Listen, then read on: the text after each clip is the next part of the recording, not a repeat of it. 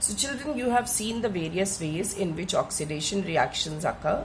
Now we will see the ways in which reduction reaction occurs. So here there are various ways. Now gain of electron is a reduction process. If some atom like chlorine or Cu2 plus ion accepts electron, then that is reduction.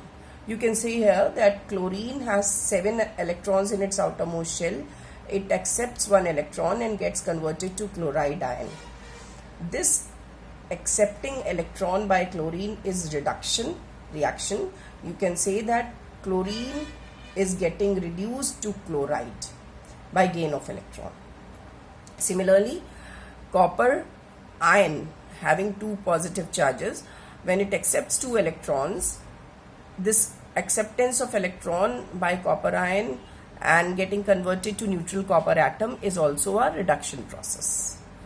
Then the next way by which reduction can occur is removal of oxygen. This way you already know. Removal of oxygen, you can see in the example, copper oxide reacts with hydrogen. Copper oxide on reacting with hydrogen gets converted to copper and water. So it is seen in the reaction that copper oxide loses oxygen and gets converted to copper. This loss of oxygen is reduction. Next is zinc oxide. It reacts with carbon and forms zinc. This again, here again, zinc oxide loses oxygen and gets converted to zinc. This loss of oxygen is reduction, and you can say that zinc oxide is reduced to zinc by losing its oxygen. The next way of reduction reaction is addition of electropositive element. So here you can see an example in which mercuric chloride, that is HgCl2, when it reacts with SnCl2, HgCl2 gets converted to Hg2Cl2. So this is a reduction process because mercuric chloride is reduced to mercurous chloride by gain of 1 Hg plus ion. The positive ion is added. That's why this is a reduction process. That means HgCl2 is reduced to Hg2Cl2 by addition of Hg plus ion. Next is addition of hydrogen. If some substance accepts hydrogen, then that is considered to be a reduction reaction. Here chlorine reacts with hydrogen sulfide, and chlorine takes hydrogen from hydrogen sulfide and converts to hydrogen chloride.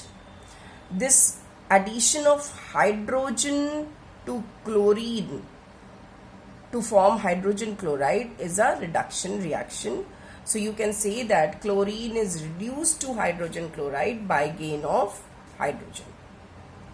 The next way by which reduction can occur is removal of electronegative ion.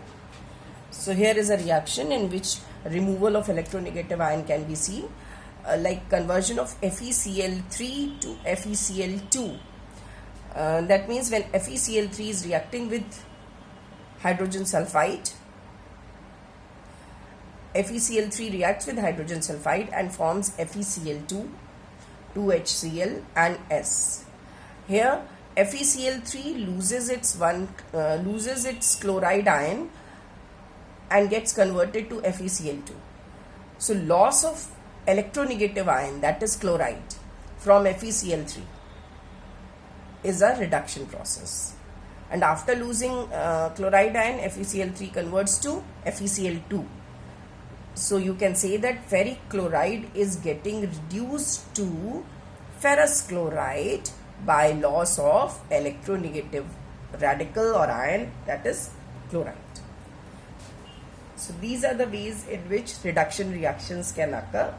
We can again see once what are the various ways: gain of electron, removal of oxygen, addition of electropositive element, addition of hydrogen, and removal of electronegative ion.